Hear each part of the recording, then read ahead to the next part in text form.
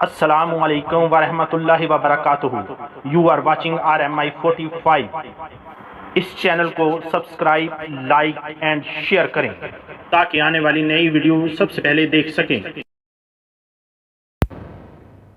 حضرت سہل بن سعد رضی اللہ تعالیٰ عنہ سے روایت ہے کہ رسول کریم صلی اللہ علیہ وآلہ وسلم نے ارشاد فرمایا، جنت کے 8 دروازے ہیں جن میں سے ایک دروازے کا نام ریان ہے.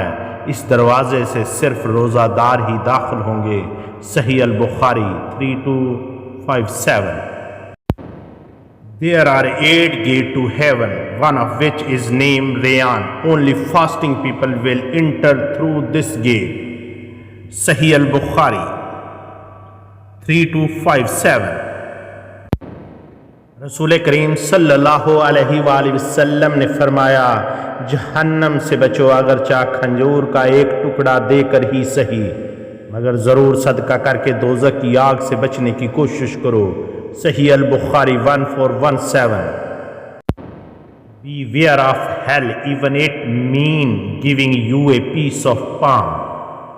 صحیح البخاری 1417.